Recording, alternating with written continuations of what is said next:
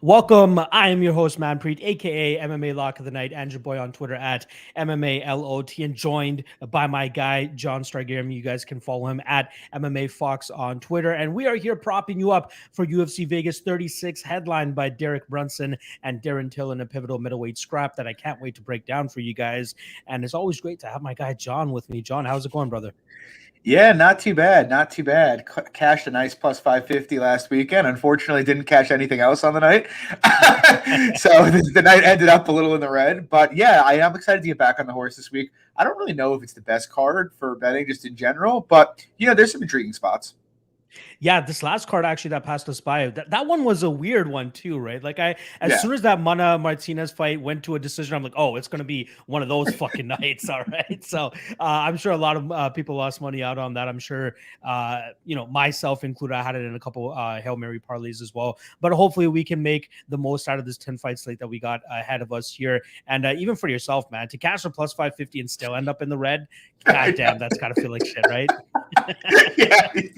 Well, especially like I was huge on Barboza, and after round 2, I wasn't even stressed. I'm like, gig is fading, he's taking over, the fight's over. Like that's literally, I was texting one of my buddies, and I was like, that's it, it's over. And then very shortly thereafter, I was not very happy.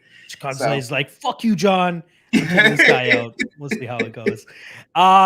Before we get into the card, make sure you guys hit that like, hit that subscribe. And obviously, I do have the Club and Sub podcast channel in the description below. So make sure you guys go check that out. That's obviously where John is the ringleader over there with C, Legs, and sometimes Luke as well. Quick question about that. In terms of the lineup that you guys normally have for that podcast, do you guys like purposefully only do like 2 guys per week or something? Or like, I'm trying to figure it out. Like, no, we have, right? Our normal is 4, but week to week, different people have different things come up. I just happen to both work from home and be married with a kid, so nothing comes up for me. That's makes sense. Yeah. Yeah, no, I was wondering. I'm like, normally there's like 4 of you guys, 5 of you guys, whatever the fuck it is, and sometimes there's 2. But no, it's good that you guys at least have enough people to hold the fort down if it need be, just like you guys always do. All right. Let's not waste too much more time. Let's just get into this 10 fight card. First and foremost, we got Jonathan Martinez going up against Marcelo Rojo. And in terms of odds, we're looking at minus 155 for Martinez, plus 135 for Rojo. And I feel like this is a prime spot for a violence bet. We got the under 2.5 sitting around plus 115. And we know Jonathan Martinez's style is just to stay disciplined, stay on the outside, and just kind of get his work done from there. But with Rojo and his style, we know that he's probably going to push him, kind of pressure him, stay in his face, make it a little bit more difficult for Martinez to get as comfortable as he did as, say, the Thomas Almeida fight. We saw Davy Grant put the pedal to the metal in that second round against Martinez and was able to really have a lot of success against him, and then eventually put him out a couple minutes later. I feel like we could see a potential here from Rojo as well. I believe Martinez and Grant was back in March. He's about 6 months removed from that knockout, but I feel like that may not be enough time, especially coming back and fighting a guy with as much power in his hands as Marcelo Rojo has. Another thing about Rojo, fighting at the weight class he probably should have been fighting at this entire time, although he did take that Jourdain fight on short notice, so we got to give him a little bit of slack there. I think he has a good the grittiness to go out there and make it a very difficult fight for Martinez, which could ultimately, open himself to getting knocked out or getting finished himself. But I also think that he could potentially knock out Martinez here. So I'm pretty much talking about knockouts here. You guys know that I'm talking about violence. So the under 2.5 plus 150, not too bad. I actually like Rojo by knockout at plus 465. I don't think that's a bad spot here, considering the amount of power that he has in his hands and the questionable durability for Martinez. Last thing I'll say about this, and then I'll pass it on over to you. I try to avoid moments like this where like a guy who's been super disciplined for the majority of his career and hasn't been really knocked out or has been having a suspect chin, and then he goes into his next fight and gets knocked out by David Grant. I try not to buy into the narrative of this guy's chinny and he's going to get finished easily anymore. But I feel like Rojo just brings something to the table that Martinez is going to have a difficulty dealing with. So that's why I like the unders. That's why I like the Rojo side and Rojo by KO. Where do you ultimately side on this fight? Yeah, I'm kind of torn on the fight in general. I'm actually thinking about betting Martinez, just primarily because I think he's better at literally every aspect of MMA than Rojo. Like, he's just a far more technical striker. He has a grappling path. Like, Rojo's not much of a grappler. And Martinez, even though Rojo's got a lot of finishing ability himself, Martinez is more than capable of finishing this fight, and Rojo is there to be hit. The big kind of concern for me with Martinez, with all that said, you brought it up, Rojo presents some challenges in that he'll go forward and he is dangerous. We don't know. I am not going to be the guy that says Martinez is chinny because he got KO'd by Davey Grant. Davey Grant's been dropping everybody these days. Yeah. That wasn't really what I took from that. Like, look, you can get KO'd. It's MMA. They're wearing 4-ounce gloves, right?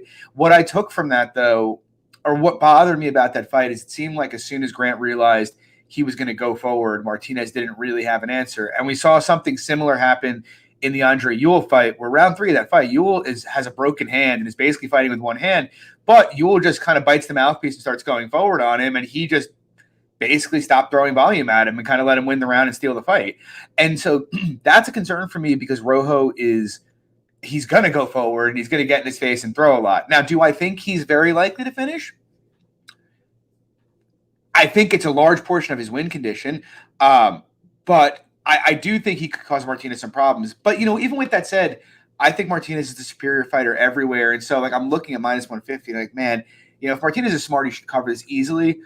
But, so, yeah, I like Martinez for the fight. In terms of, props, I don't love a lot. I like the under. If you put a gun to my head, that'd be where I would go here, the under 2.5. Because I do think, like I said, we saw Rojo gas out hard against Jourdain and get finished late. And that seems like it's going to be pretty reliable with him, just get how he fights.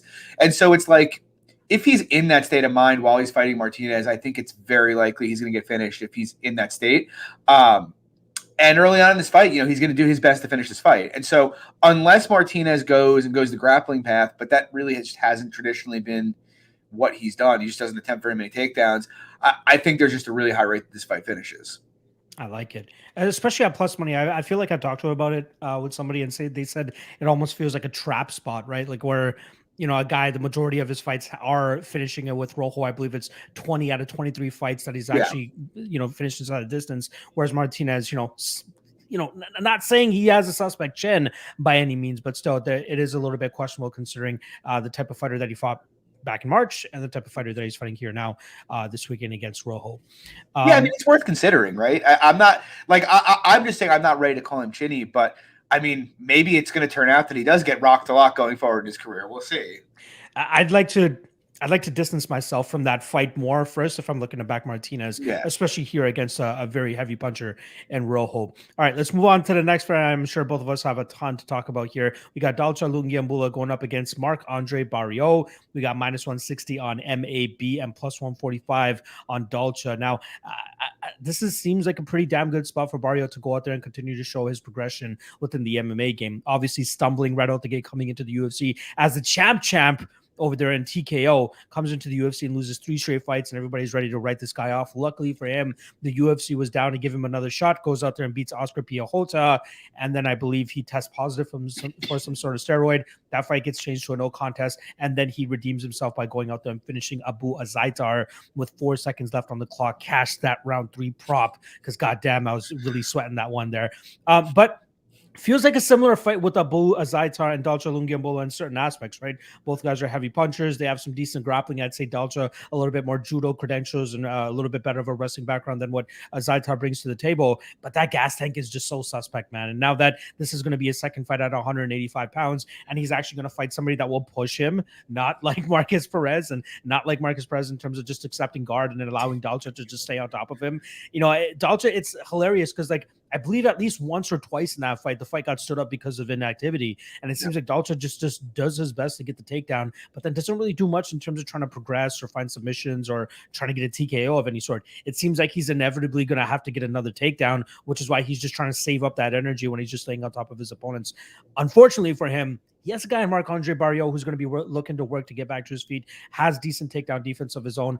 I'm sure he will give up a takedown or two here, though, early in this fight. But the longer that it drags on, I think we'll see Barriault start to take over. Probably, 6th or 7th minute of this fight, we'll see Barriault start to take over. And then once you see Dalcha having to accept the fact that Barriault is just going to continuously get back to his feet. He's going to start to wilt. He's going to start to, reduce his activity and not have as much success either. And I truly think that this is a good spot for Barriault to go out there and replicate the Abdullah Zaitar fight, get another third round finish, because I do think that Dalcha has a very suspect gas tank. I don't think he's 100% comfortable yet at 185 pounds. And sure, he's over there at Extreme Couture doing his thing, but they can teach him whatever the fuck they want. It's not going to help his cardio. Sanford MMA, Marc-Andre Barriault is still coming. He's still progressing. May not be a championship contender or anything like that, but he should be able to go out there and beat rudimentary type of guys like a Dalcha Lungiambula. So in terms of odds, in terms of props, I'm looking at either Marc-Andre by decision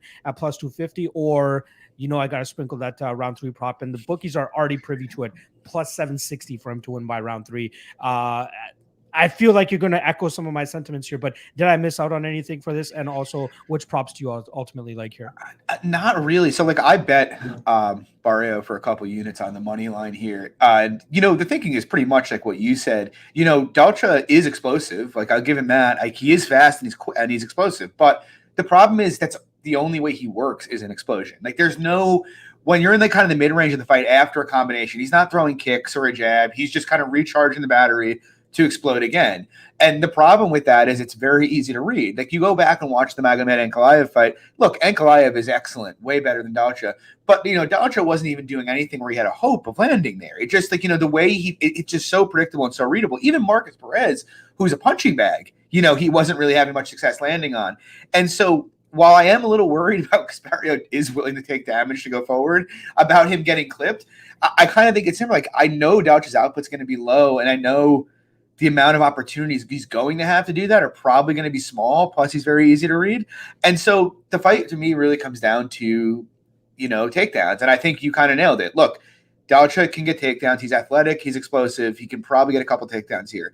But Andrew Sanchez couldn't control Marc-Andre Barriault for long on the ground. Jun Young Park couldn't control him for long on the ground. The guy is not going to accept bottom position. He's going to try to get work right back up. And I don't think Dalcha's got a great control game. And so I think for him to win the fight, he needs to basically be able to blanket him for 8 or 9 minutes probably. And I just don't think he has the cardio for that. On top of which, or KO him, which obviously could happen. But I just I trust Barriault. I think Barriault as a fighter is a C across the board, except he's got elite output, elite cardio for the division, and ridiculous durability. And that is pretty much, you combine that with good get-ups, that's really all I need against Dalcha, because I know he's going to keep coming the entire fight. And similar to you, I kind of feel the same way here. Barriault by decision is fine. And I think Barriault round 3, if you're getting, especially if you can get one of those books that has close to plus 1,000, I think it happens at a pretty good clip. We saw a definitive dip in his gas tank in round 2 in his last fight. We saw it in his first fight against Daquan Townsend with no resistance, really. So, yeah, I like Barriault here a lot. I like decision, and I like the round 3 as well.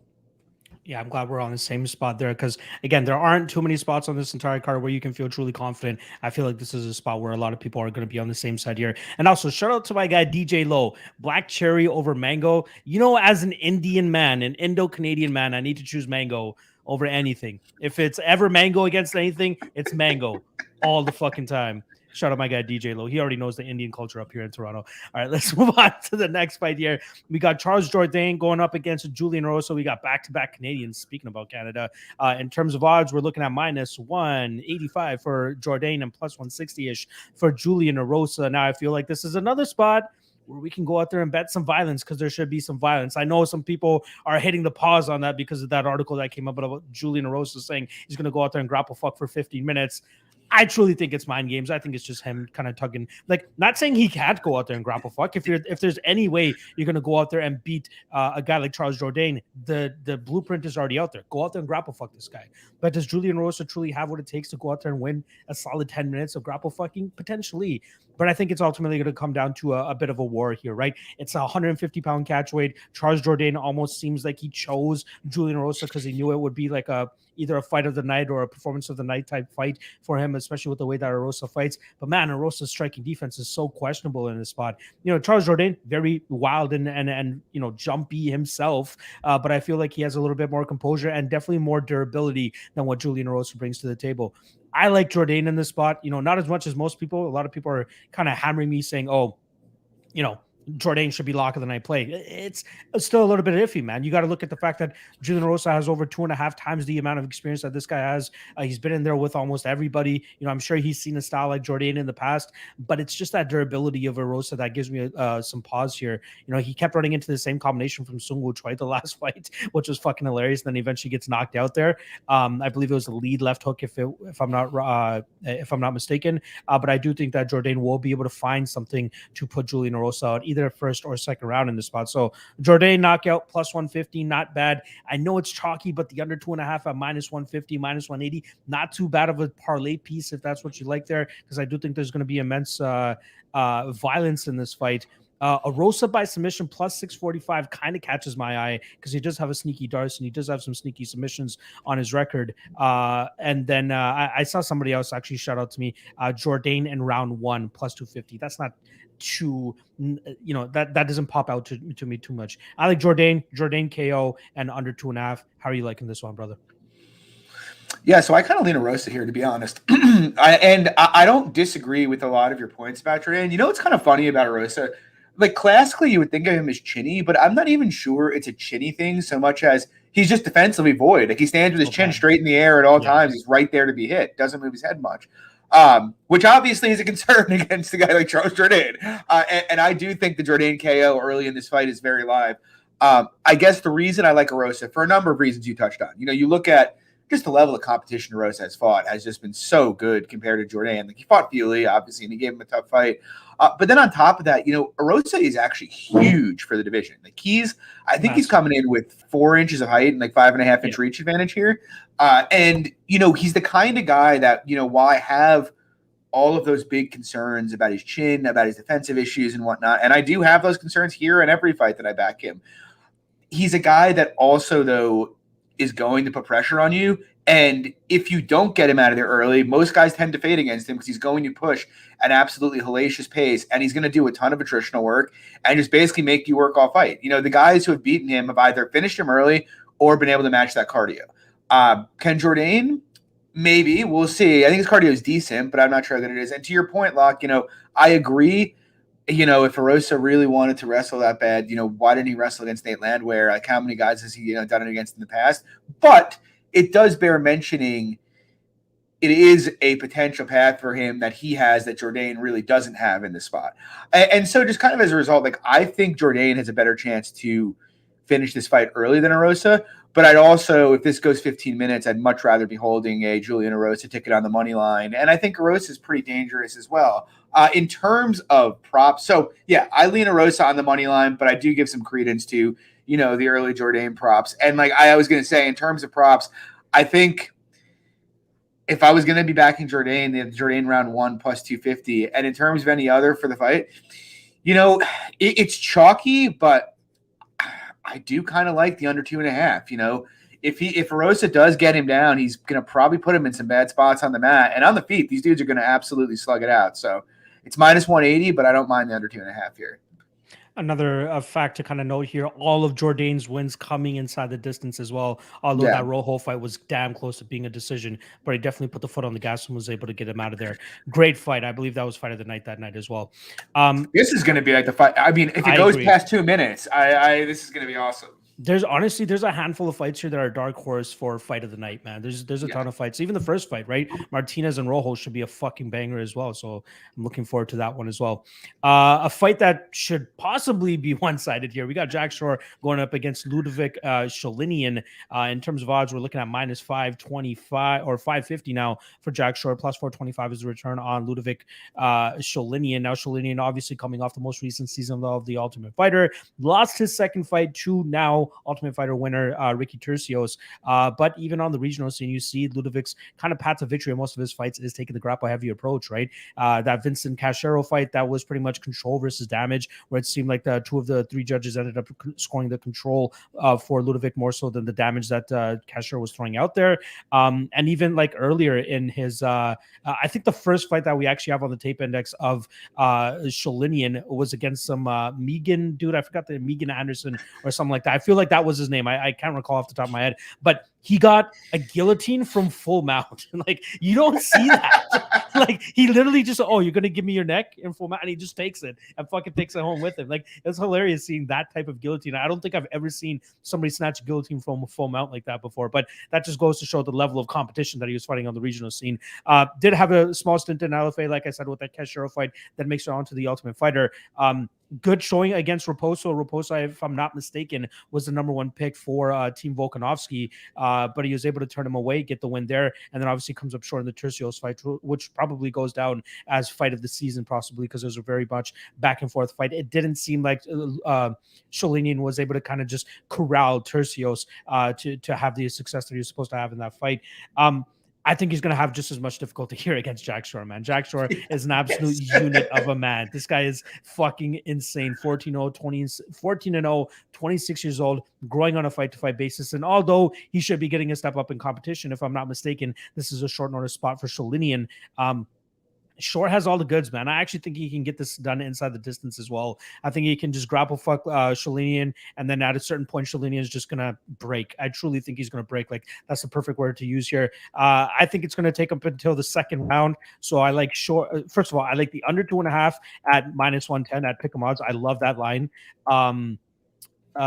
Shore inside the distance is currently +110, like that as well. And then even if you want to go with the round props, I think Shore round 2 +475 is a sneaky spot as well. I like Shore all day here. I really don't see where Sholinian's going to beat him. Are you going to add any more credence to Sholinian here, or are you going to echo my sentiments here for sure? I am going to add 0 credence to Sholinian. I will tell you what will not be fight of the night, and it's going to be this one. So I actually, it's funny because I taped Sholinian Sunday morning, and then I looked over and I see on Best Fight Odds Shore -275 on BetMGM, while he was about -380 everywhere else. So I had to pick up a little bit of that, and then obviously the line got out of control here. But I actually do like a prop quite a bit here, and I'm not going to go into an entire breakdown because I think you covered it pretty well. All I'm going to say is, I touched on it last week, but grappling is very, very low variance. They have 2 guys here who want to grapple, and one of them is just a lot better than the other one is, and that's Jack Shore. And even in the stand-up, to be honest, I think Shore's better by a good margin, to be honest with you. And so I think he's better wherever it goes. But in terms of grappling, if Shore gets taken down, I'm pretty confident Shore can work back to up top. If he gets in top position, I am not as confident with Sholinian.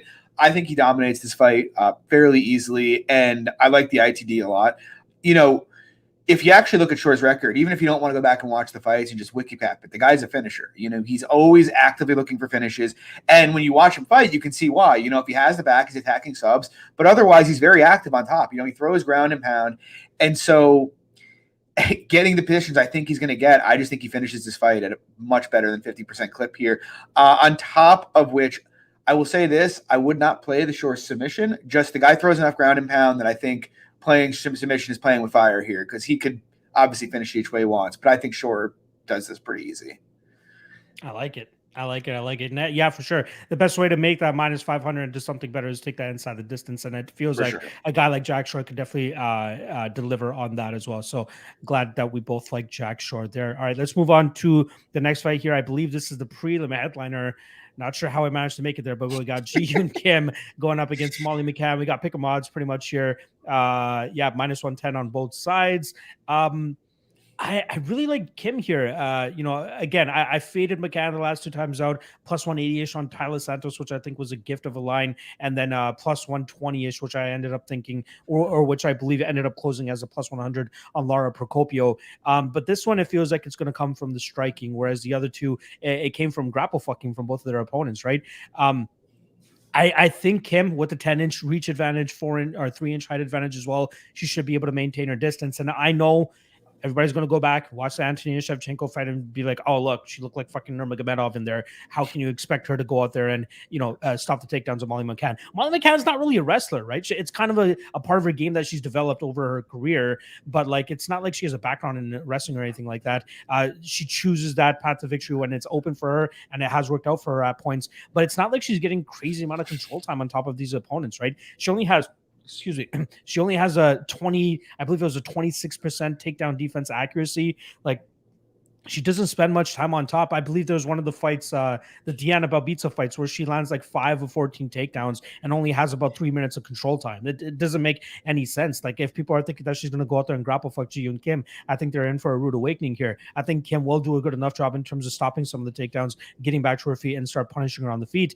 And I have it on pretty good accord here that Ji Yoon Kim's been training the fuck out of her takedown defense over there at Syndicate MMA, and knows that her best way to win this fight is if it stays vertical. So they've been hammering that takedown defense. And although it's hard for us to say, okay, just because they're doing it in training, it's gonna translate to their fights. And that's a part of our job, though, as like analysts and predictors and stuff, is to say, okay, this is what we've heard. Are they actually going to be able to showcase that inside the cage? Given her size advantage, given her reach advantage and everything, I feel like she should be able to stop most of the takedowns from McCann, or at least get back to her feet and then really let her hands go after that.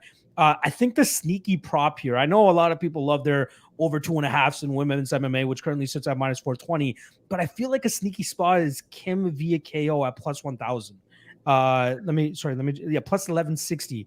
I think that line's outrageous, because I do think that Kim is much better on the feet than Molly McCann. Molly's going to have so much distance to kind of cover to try to get her own game going, and she has some decent striking of her own. Don't get me wrong, it's Molly McCann at the end of the day, but I do think that Kim hits with a little bit more sting, hits with a little bit more power, and could potentially put together some punches here to put Molly McCann away, who I believe is, she's on her last legs here, right? Two fight losing streak. She's really been down on herself. If she goes out there and just runs into a bomb, I wouldn't be surprised.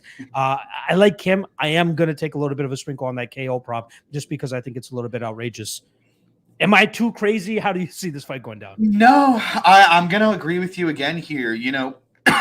I have been debating betting Kim on the money line.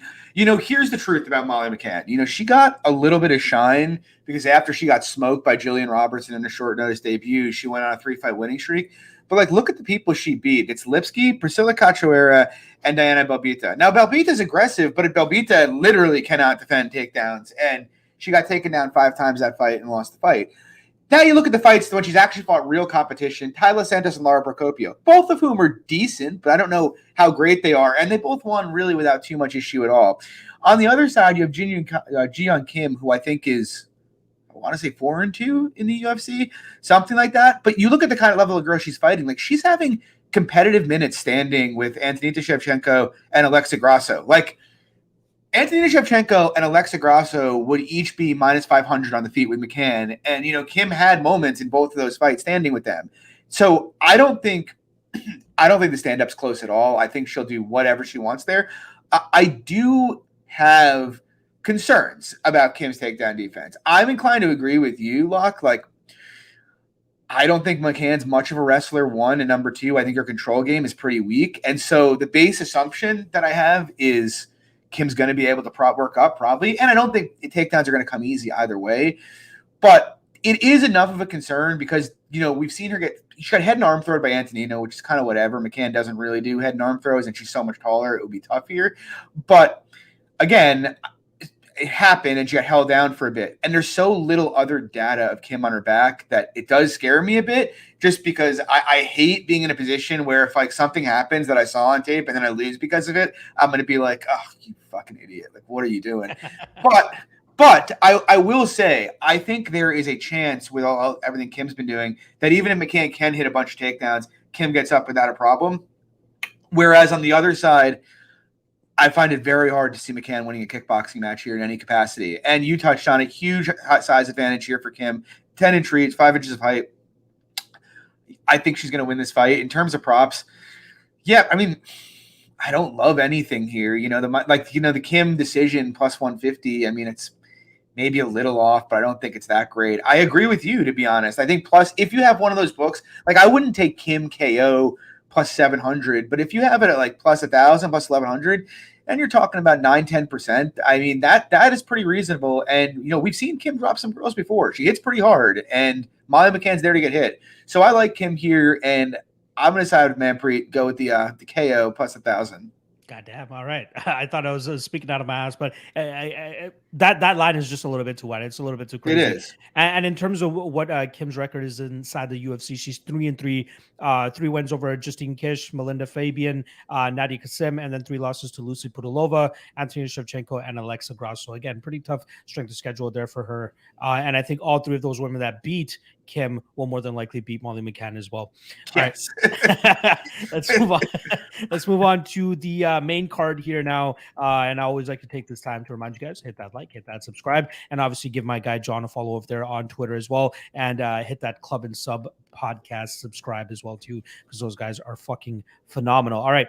Main card, we got Luigi Vendramini welcoming the heavily touted, heavily hyped Paddy Pimblett to the UFC. We got minus 155 for Pimblett, plus 135 is the return on Luigi Vendramini. And I just don't understand this Paddy Pimblett hype, man. I really don't get it. Like, the guy's a grappler. It seems like he wants to go out there, grapple fuck his opponents, find the finish, submission, TKO, whatever it might be. But yeah, you can do that against guys that you're minus 500 against, right? Like these last 2 fights, Decky Dalton, like that guy sounds like a made up fucking fighter to begin with. And then the David Martinez fight after that. But like, it's funny because we've heard about Paddy Pimblett for so long, right? It feels like 3, 4, 5 years now that we've been hearing about him. And if I'm not mistaken, he wanted to get more money before coming to the UFC, and then proceeded to lose a couple fights, and then the steam was completely gone from him.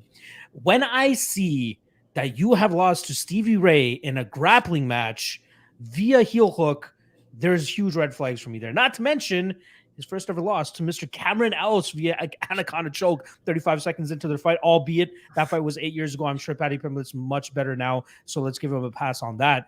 But I feel like he's in some trouble here against Vendramini. You know, Vendramini, black belt in jiu-jitsu, has a great submission game, has some power in his hands. I feel like I even give him the advantage in the striking realm here. Paddy Pimblett still seems a little bit kind of raw in the striking game. He definitely wants to get the fight to the ground and try to impose his will there. But I think he's going to have a very tough task in doing so here against Vendramini. Couple spots I like in this in terms of a prop perspective. I'm not entirely sure which one is the more widely available line, because I'm seeing a ton of different websites on both here. They have the over 1.5 and the over 2.5. It seems like it's widely available, but I like the under 2.5 at minus 125. I think both guys have finishing capabilities here, but I really like Vendramini by submission at plus 1,000. I think that line is absurd. I think that's way out of whack. I think it's very live here, especially with how much I expect Paddy Pimblett to be engaging in the grappling in this fight. I could also see a possible club and sub situation for Vendramini. Shout out to the Club and Sub podcast, but I do think that this is a Vendramini fight. I truly think that Vendramini should be the slight favorite in the spot as well. Am I talking crazy? Am I not giving Paddy Pimblett enough credit here, or do you agree as well? I have like similar thoughts here to the previous fight, to be honest, in that I'm with you on the Paddy Pimblett thing.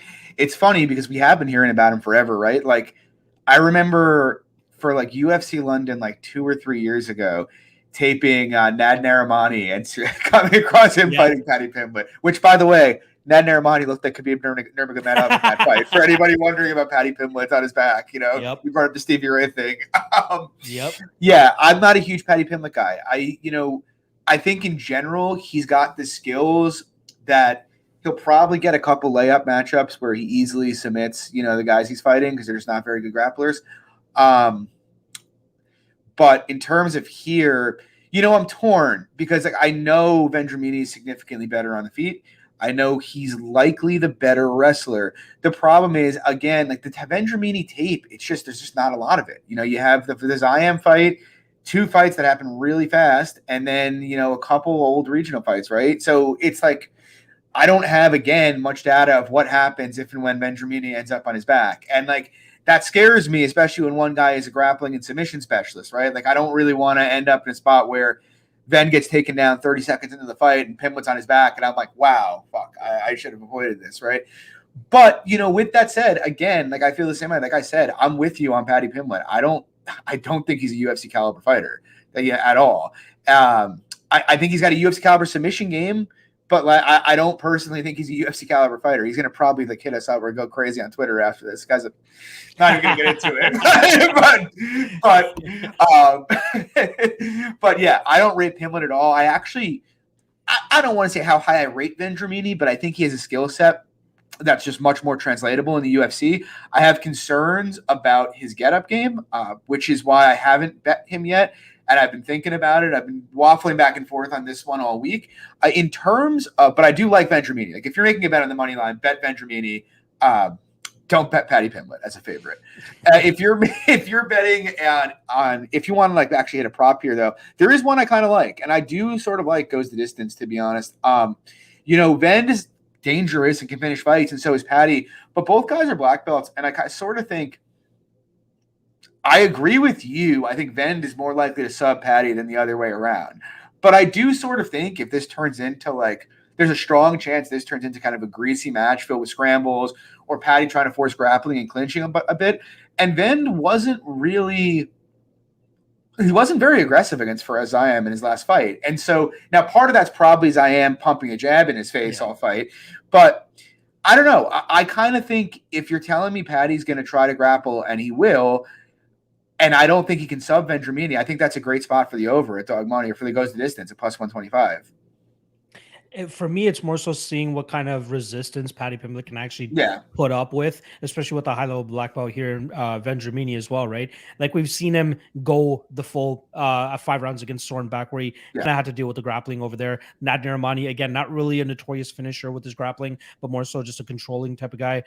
Whereas I feel like Vendramini is going to look to go for the finish a little bit more. Could potentially open up him getting finished himself, or eventually him getting that sub. So looking forward to that. I feel like that's like the only spot so far that we kind of disagreed upon in terms of like an over under or a fight or not. So bro, I mean, Nadirahmani is not even a grappler, man. Yeah. And it made it look like he was a grappler in that fight. All right, let's move on to the next fight here. We got Khalil Rountree going up against Modestas Bukauskas. Talk about a shit show of a fight. Minus 150 for Bukauskas, plus 130 for Khalil Rountree. I don't know, man. I really don't know about this fight. Like I'm having difficulty in terms of like picking a total. Like I don't know if it's going to go over or under. The only thing that's really stood out to me is that in the last fight for Khalil Rountree, it seemed like the kicking game of Prakhniar really gave him issues in terms of getting comfortable and getting his own Thai legal style off, right? It didn't seem like he was able to get comfortable in there at all.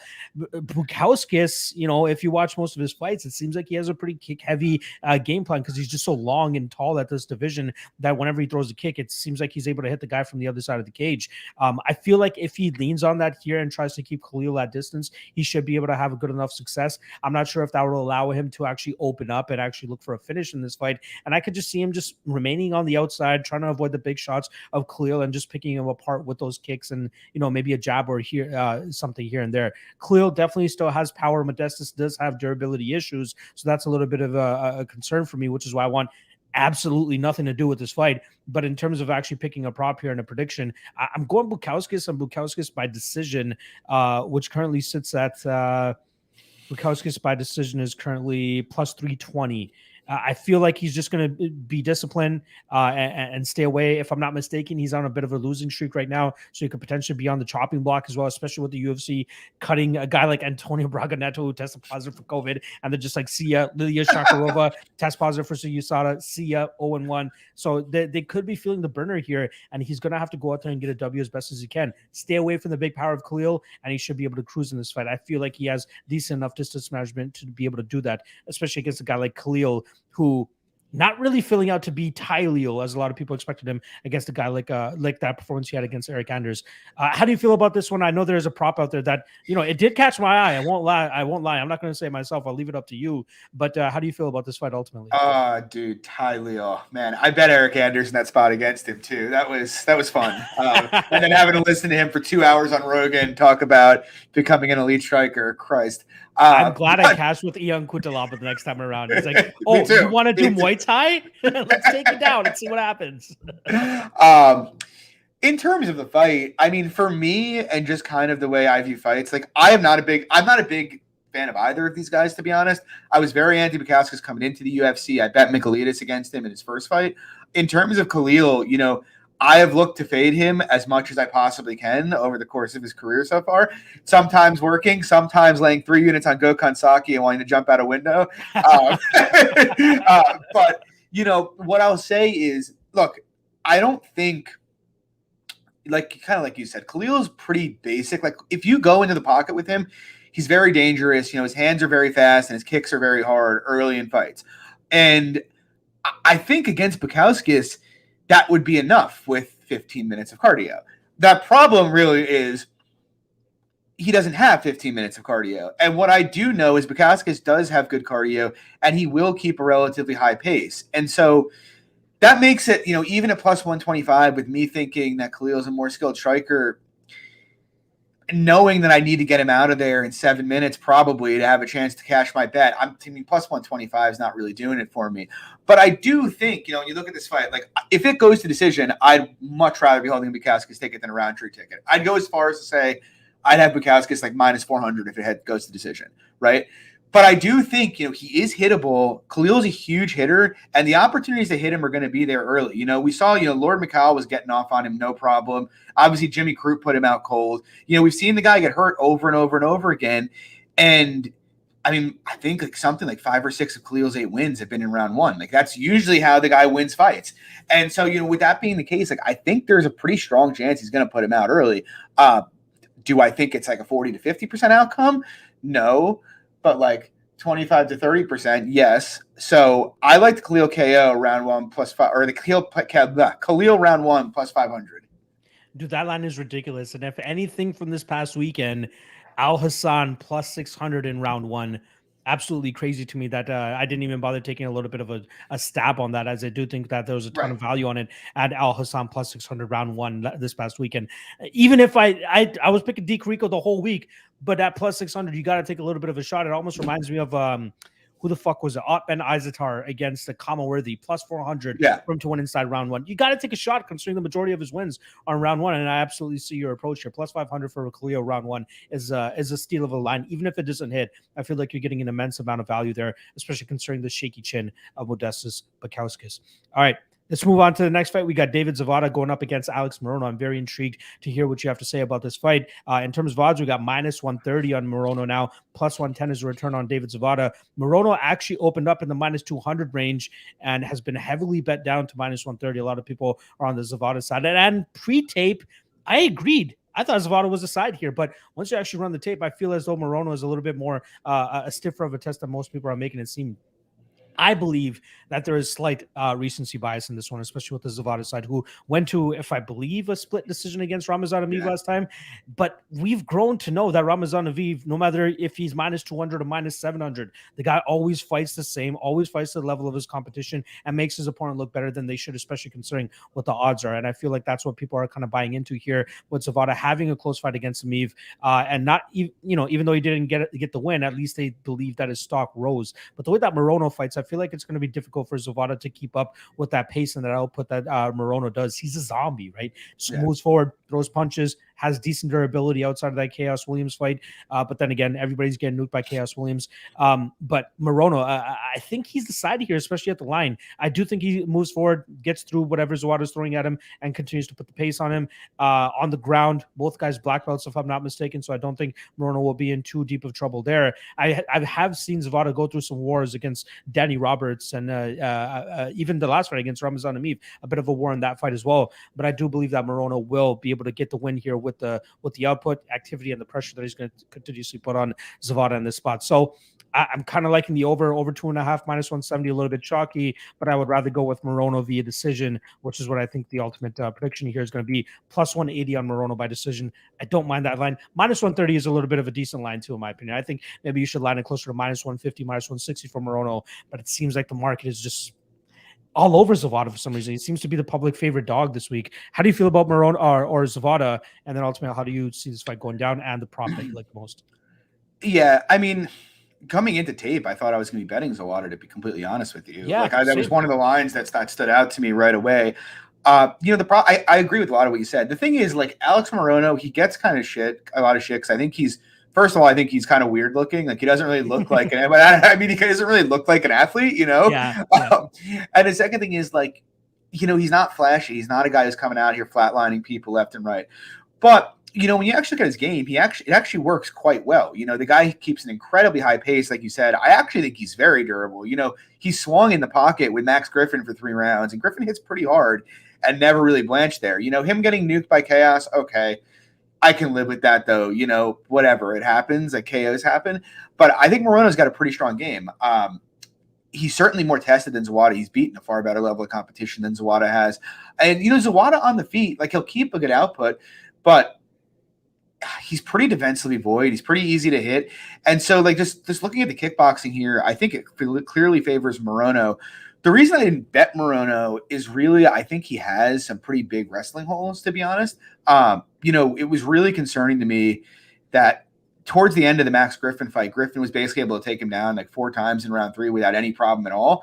And, Griffin doesn't have much of a control game, fortunately for Morono, and he was able to sweep his way up. But I do have some fears that Zawada, who has, he will attempt takedowns here and there, that this could be one of those fights where, Morono gets taken down and ends up trying to play guard or throw up a triangle or something from his back. Because I don't really think he's going to sub Zawada. I'm pretty sure he won't. And, though that's mostly been the way I've seen Morono work up, is attempting submissions to sweep or stand. So I do agree with most of what you said. Like, I think Morono is the better fighter here. I think putting a line on it, for me, I think the line's about right. And so I don't really love a side either way. What I do like quite a bit is the fight goes to decision. It's just minus 150. And kind of like how you touched on, I think Morono is actually pretty durable. I know Zawada is pretty durable. He got finished once by Lee, but with a kick to the body. But, that is what it is. If Zawada does what he needs to win, it's probably going to involve a lot of grappling. And Morono's got very good jiu-jitsu. I don't think he's getting subbed. And on the flip side, standing, kind of like what you touched on, I don't mind the Morono by points either, because I don't think Morono is very likely to finish him, but I do think he's going to have the large majority of standing success. So my favorite play here is goes decision minus 150. I like it. And one last thing in terms of the Li Jingliang fight for David Zawada, that was a fight where he's getting like nuked on the entire fight and then finally gives in at the end. I don't think we're going to see Morono throw with that much heat and that much intensity, and then ultimately get a finish late in this fight. I do like that fight goes to decision, like the over 2.5, and then obviously like Morono via decision in this spot as well. That brings us to our co-main event, I believe. Here we got a Tom Aspinall going up against Sergey Spivak. We're looking at minus 230 for Aspinall, plus 190 for Sergey Spivak. And I've been waiting for an opportunity to fade Tom Aspinall. Initially I thought Jake Collier was going to be that guy until I saw him on the scales. I'm like, okay, abort. And then we saw Alan Barriault. No way I'm trusting Barriault with my money. I was close to pulling the trigger on Andre Alaska around plus 200. Glad I didn't, but we did see some deficiencies in Aspinall's game there, right? Like it looked like he was starting to slow down a little bit after that flurry, and that seems to be the trend with a lot of his fights if he's not able to get the finish. The Stuart Austin fight is the one that sticks out like a sore thumb for him, right? Gasses out a little bit and then gets heel hooked as a black belt. Gets heel hooked. Let me say that again. As a black belt, he gets heel hooked in the second round after you start to slow down. And I expect the same thing to happen here. Not saying that Spivak is going to go out there and submit him, but if Aspinall is not able to get him out of there in that first round, I think he's going to have a difficult time doing so. And I know a lot of people are just going to go back and say, oh, look at Walt Harris. What did Walt Harris do to Spivak? Let's give Spivak some slack there, right? The UFC debut, UFC jitters. You got to give him that. Walt Harris, as shitty as he is, he always has that KO robust label on him, and very explosive, very powerful. He was able to land on the chin of Spivak. It happened, but I'm ready to write that off. I'm ready to give Spivak, a mulligan on that one, and I feel as though he's slowly starting to come into his own as a fighter. Another thing I'll say about this: a lot of people are giving Spivak flack for not being able to finish a guy like Alexei Oleinik. I believe I was one of the few, if not the only guy actually out there saying that Spivak wins this fight via decision because he doesn't want to overextend too much with his grappling and get caught into something by old man Oleinik. And Oleinik was still showing at times that he could, definitely pull something off. But yeah, Spivak can go balls to the wall on the ground against a guy like Jared Van Dera because he doesn't have to worry about getting fucking Ezekiel or something like that, right? So I'm giving him a pass for not finishing Oleinik. Aspinall, on the other hand, I have huge question marks about his cardio and his gas tank, and I feel like the further this fight goes, it does favor Spivak. So I'm hearing takes out there about that Aspinall has better cardio than Spivak. How can you truly say that without seeing Aspinall in the third round? We've seen Spivak go out there and control a guy like Carlos Felipe on the ground. We've seen him go out there and implement his grappling game to the best of its abilities. So I like Spivak here. I was hoping I was going to be the only nutcase this whole week that's saying so, but I'm seeing other people out there liking the Spivak side as well. But I like Spivak via decision, which is plus 445. Absolute crazy line there. And possibly, I got to sprinkle it. Spivak round 3 plus 1,800 in case Aspinall's gas tank is truly as shit as I expected it to be. And then given that, his ground abilities, even though he's a black belt, seems to be lacking, I feel like Spivak can truly put the put the whooping on him there. So again, reel me back a little bit if I'm going too hard on Spivak here. How do you feel about this fight? Yeah, so I feel very similar. You think I'm going to leave you on an island on a plus 200 dog? It's kind of funny, the Spivak cardio narrative, right? Because if you actually, you look at his last fight, and he does gas out in round 3, but end of round 2, he looks pretty fresh. Round 3, it seems to all go, and at middle of round 3, he's totally gassed. And so if you watch that fight, it's like, yeah, Spivak has terrible cardio. But then you go back 2 fights ago and you watch his fight with Carlos Felipe, a fight that was fought at a very high pace, where he attempted 7 takedowns, landed 3, and Spivak looked completely fine in round 3 of that fight. And so you can tell me he has bad cardio, except I saw that. I saw him spend 8 minutes ragdolling Tai Tuivasa around before he finished him. We have one instance of him gassing out, and it's heavyweight at the end of the day. So, look, he could gas out again, but Spivak's shown a lot more ability to go deep into a fight than Tom Aspinall has. Let's be real here.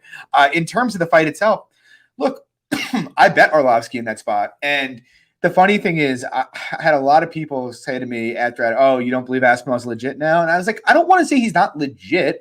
I agree the guy is skilled. He's obviously explosive. He hits hard. He has good jiu-jitsu. But, actually contextualize these fights. What happened in that Arlovsky fight? He almost just finishes him at the 3-minute mark. Suddenly, his volume drops off a cliff, and Arlovsky actually looks like he's starting to come on in the last 2 minutes. First minute of round 2, he's starting to light him up, and that's then one of the weirdest finishing sequences I ever see happens. He takes him down. Arlovsky just gives him his neck, submits him even without a hook in. That's bizarre.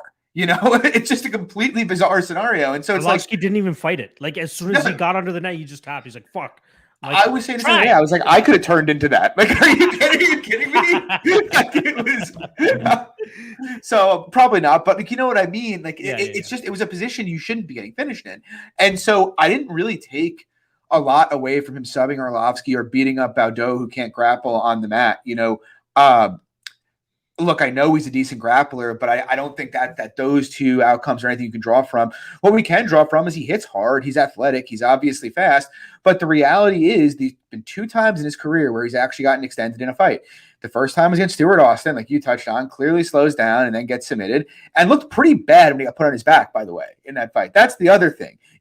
He may be a black belt, but we see Tony Ferguson's a black belt, and the guy gets stuck on his back whenever anybody puts him there, And then, the last fight with Arlovsky, and he was visibly slowing down in the fight. I'm not saying he would have lost to Arlovsky by any means, but, Arlovsky was starting to outland him and outpace him in that fight, which is concerning. And so Spivak, look, I don't think Spivak's great, but he's clearly demonstrated a game that's going to work for top 10 to 15 in the heavyweight division. The reality is the heavyweight division is just not as skilled. He keeps a high pace, he can wrestle a bit, and he'll stay on guys. And I kind of think, I don't want to say I think he's going to do that to Aspinall, but I think there's a better chance than people are kind of assigning credit for. Are you telling me Aspinall KOs him in round 1 better than 30% of the time? I find that hard to believe. I've only seen Spivak get hurt once in the UFC, and I believe Aspinall is a big hitter, but people generally tend to overrate how often a fight will finish. And I think that's a classic case here, because if this fight goes 15 minutes, I am going to be fucking thrilled talking my Spivak ticket. Kind of like I said 2 fights ago, if it goes 15 minutes, based on the unknowns with Aspinall, I'd actually favor Spivak in a 15-minute fight. The guy's only been finished 1 time. Like I said, I'm pretty comfortable taking a stab here. Yeah, I expect that Aspinall is going to have some success early, but he's looked bad on his back. So who even knows what happens if Spivak gets on top of him early in this fight? And I trust Spivak's cardio more than I trust Aspinall's. I don't really... Like I said, I don't assign that much to the Atlantic fight. And so I like Spivak a lot here. I bet him on the money line. In terms of a prop, what I really like is Spivak by decision, which I believe is plus 500. I actually wouldn't mind a Spivak round 3 stab, but I do kind of think, if Aspinall's guard retention is okay, which I'm expecting it to be, you could just get a lot of Spivak with him pressed against the cage on the ground and, just controlling him there down the stretch. Or just outpacing him on the feet. We'll see. But I like Spivak by decision here, plus 500. Dude, I think the big thing about Aspinall is because on the surface, he looks so good, right? Yeah. Light on his feet, crisp boxing, good power in his hands. But what does it look like when his cardio is questioned and he gets pushed? And we've seen that happen a couple of times and it didn't work out for him. Now he's fighting a fighter that I believe won't cave in that first round like his last 2-3 opponents did. Or, the Arlovsky one, again, very weird finish in that fight, but the Barriault and Collier fight. I'm not taking anything from those fights. No. Give me a much more durable Spivak, right? So, I mean, in hindsight, if you were to rerun Collier Aspinall, you'd probably feel pretty good about having Collier plus 300 in that spot, right? I would. Yeah. You know? But he just gets hit so goddamn much. That's the issue. Yeah, I know. Which is kind of like Spivak, so who knows? Yeah. And like, don't get me wrong, I'm not saying Aspinall is a fraud, but I agree. No, I'm with you right there. He could turn out to be the shit. Don't get me wrong, but we haven't seen him in those positions. He's going to be good. Exactly. For sure. And it's just like one of those things where it's like you see people all the time make assumptions about aspects of people's games we haven't seen. And if you learn anything, if you lose enough times, you realize you can't make those assumptions because more often than not, they don't turn out to be true, you know? So I'm happy to fade the unknown. Shout out my guy, Dirty Reg 22 here. We're all experts before the fights and dumbasses after the fights, including them two cappers. Exactly. No matter what we say, however we try to break down our fights, if it ends up losing, we're dumbasses. That's all that matters. But at the end of the day, y'all are here watching us break these fights down, and that's what matters at the end of the day. All right, let's move on to the main event here. And again, another opportunity to remind the 115 live viewers that we currently have in here. Make sure you guys hit that like, hit that subscribe, and then go and check out the Club and Sub podcast that my guy John over there co-hosts every Wednesday night at 10 p.m. Link to their channel is in the description below, so give them a subscribe over there. All right, let's move on to the main event here. Middleweight fight between Derek Brunson and Darren Till. We got minus 170 on Darren Till now and plus 150 on Derek Brunson. Seems like a somewhat of a binary fight to break down, right? Brunson needs these takedowns. Otherwise, he's probably going to get touched up on the feet. Now, I've seen a couple takes out there. Oh, Darren Till is not really a knockout puncher, right? He has 2 knockouts in the UFC or whatever the hell it is. How can you call him a knockout puncher? We know he punches very hard. I believe he's dropped 5 out of his 9 opponents, if I'm not mistaken. Like, the guy has power in his hands. And I've seen the other argument out there. He's very low volume. So, you know, how can you be comfortable with a guy that low volume? That low volume approach is a concern when he's fighting another very good striker, in my opinion. When he's fighting a wrestler like Brunson here, I don't think the low volume part of it's going to matter. Sure, Brunson will probably complete a couple takedowns early in this fight, but if anything that we learned from that Kevin Holland fight, and this is coming from somebody that was holding a Derek Brunson ticket that night, you can't trust him on the feet, because every second that fight was on the feet in the rounds 3, 4, and 5, I was shitting my pants because Kevin Holland was touching him up a little bit. And luckily for Derek Brunson, Kevin Holland has a non-existent takedown defense game, which is why he was always able to get bailed out by getting that takedown.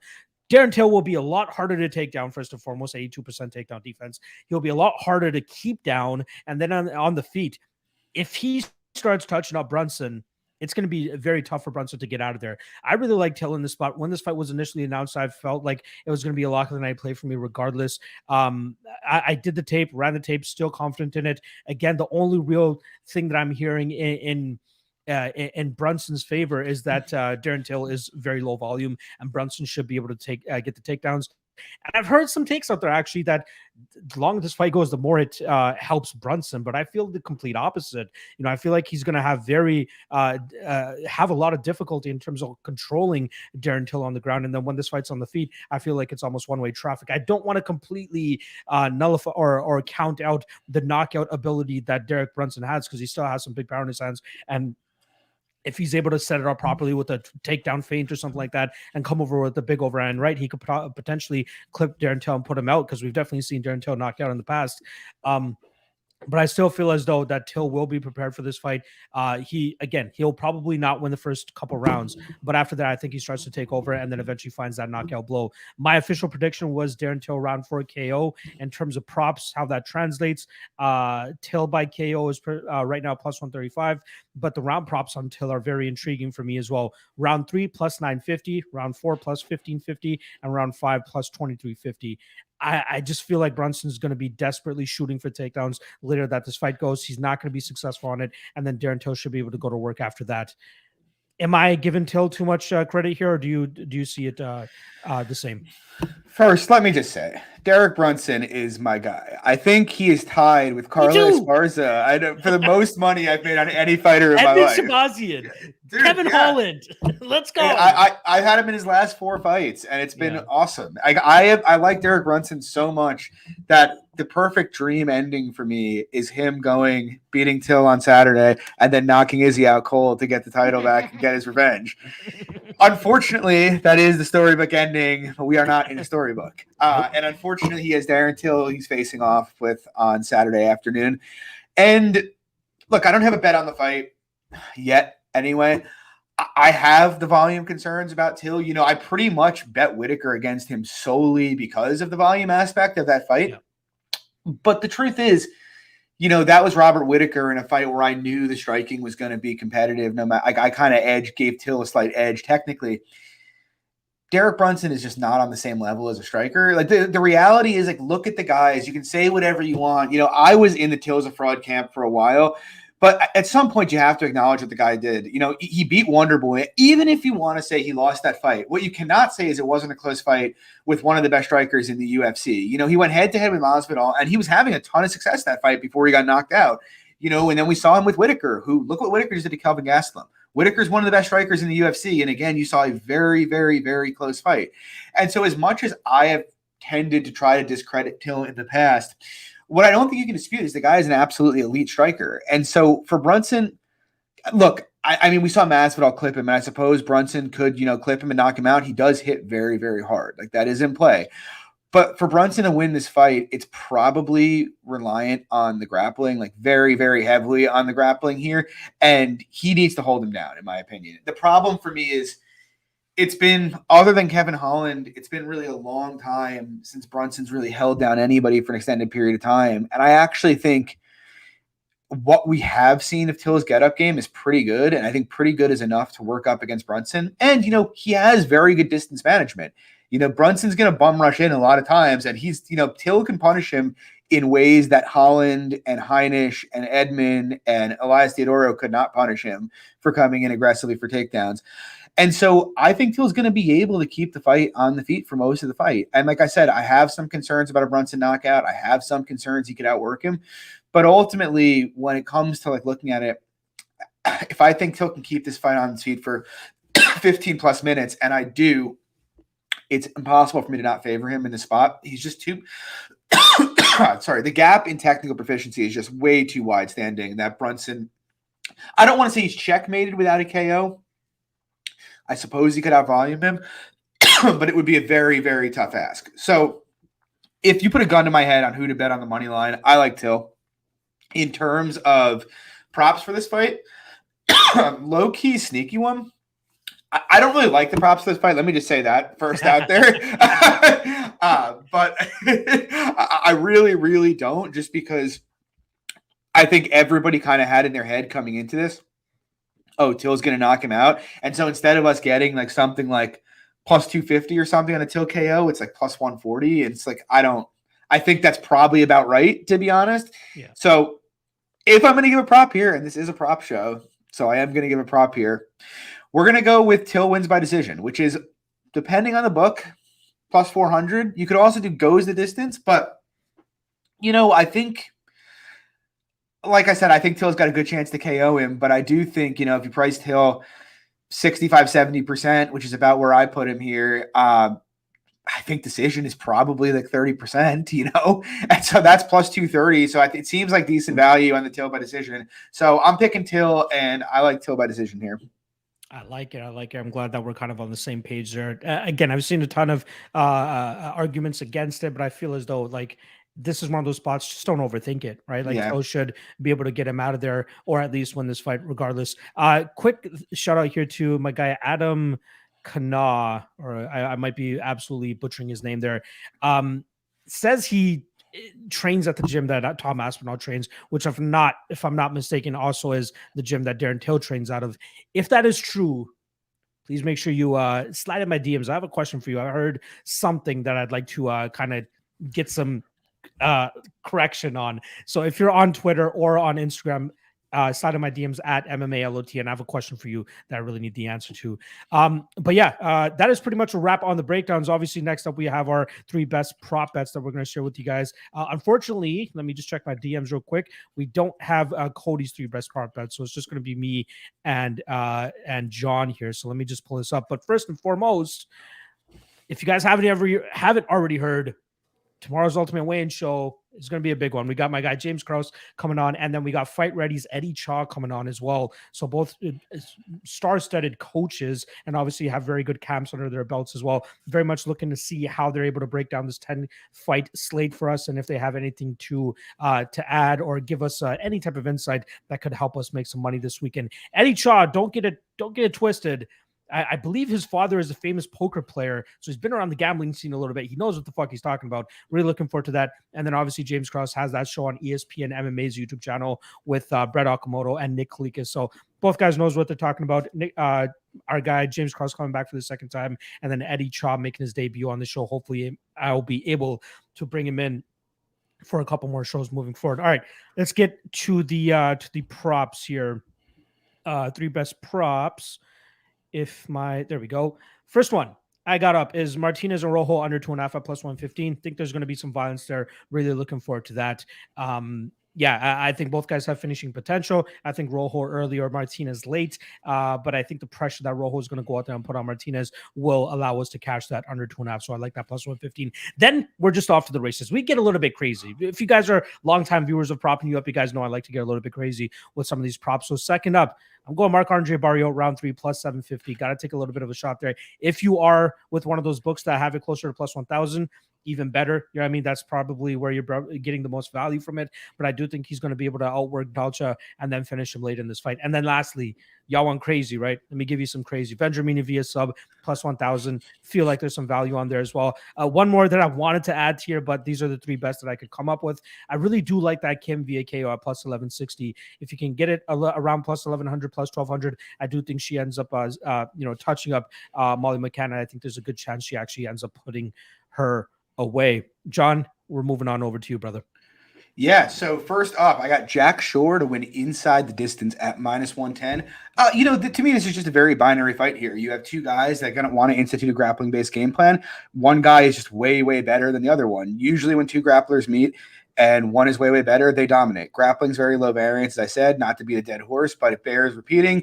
You're very, very, very rarely going to see a worse grappler out-grapple the better grappler. And given Shore's ability to advance position, which I think he's going to be able to do here pretty easily, it's hard not to expect him to finish this fight at a pretty healthy clip. So I think ITD around evens is way, way better than anything else out there. We're parlaying up the short money line. Next up, I got Khalil Rountree, round 1, plus 500. And the basic thinking here is, look, I don't trust Khalil in a fight that gets extended, but I do think he's the more tested, more proven fighter, and I do think he's the far more dangerous fighter. On top of which, we have Modestas Bukauskas, who likes to stop punches with his face. And so opportunities are going to be there early in this fight for Khalil to win. We know he drops guys at an absurd clip. I believe his knockdown rate's about 4.5%. And so given that, combined with Bukauskas' fragility and his ability to be hit, it's hard for me to not think that this happens, at a 25 or so percent clip. And so I like it here. Plus 500 is decent value for the KO. And the last up, we got Spivak by decision, plus 500. Again, not saying I hate Tom Aspinall, but I think he's largely unproven. His cardio is especially untested. We saw some cracks in that last fight. His grappling is also defensively is a question mark for me. Spivak's the kind of guy, if he can weather the early storm, he's going to be there all day, jabbing in his face and looking to wrestle him. I think he's the kind of guy that if he can weather that storm, he's going to take Aspinall in the dark waters late in this fight. And ultimately, because of Aspinall's black belt and the fact that Spivak's not a big hitter on the feet, I just don't really expect he finishes this. And so I think the money line is narrow there, but I think the best value on this fight is Spivak by decision at plus 500. I will say I was damn close to adding Spivak round 3 as well, plus 1,800, but I felt like I still need to mention it during this segment as well. All right, that's pretty much a wrap on the show. John, is there anything you want to say on the back end here before I wrap it up, brother? No. Last week was a disaster. Hopefully this one's going to be a lot better if you're tailing. So I'm excited for the fights this weekend, though, and I'm especially excited for next card. But yeah, you guys can catch me Wednesday nights, 10 p.m. Eastern on the Club and Sub podcast. Yeah, for sure. And also, I do want to say this. We gave out 9 best prop bets last week. Only one of them hit, and that was from Cody. He ended up giving us Aldrich via decision at minus 170, and a bunch of us missed on the fight. Doesn't go to decision for that Martinez and Canetti fight. So hopefully we're able to turn around for you guys this week and give you guys some more winners on those 3 best prop bets. But at the very least, hopefully we give you guys some more insight on some of these fights that are coming down. So just a reminder, tomorrow night, 9 p.m. Eastern, Ultimate Wayne Show, me, James Krause, Eddie Chaw. Make sure you guys tune in. There's going to be a ton of knowledge being spit on that show. So make sure you guys tune in for that. And then obviously fight day, I'll be doing the live chat. And I don't know if I'm able to spill the beans now, but I'm going to do it anyway. Fuck it. I think I'm going to be going over to Z's place once again, and we're going to be doing a fight companion live from his place once again. So you guys are going to be this weekend? This weekend, yes. Oh man, I'm gonna be in like my wife's cabana listening to your sweet voice come through the phone while I'm watching it. Let's go. Show the support. I love it. Yeah, it's an early card too, so I got to get my ass out of my house at like 9 a.m., 10 a.m. to make it up to Z's place in time for the fights. But yeah, make sure you guys tune in for all of that stuff. Always some good content coming for you guys, not just on my channel, but obviously over there for the club and sub guys as well. Wednesday nights, 10 p.m. Eastern. All right. Good luck on your bets this weekend. Good luck on your props this weekend. And I will see you guys tomorrow night. War, Darren Till and Sergey Spivak. Let's fucking go. Let's do it. Peace, guys.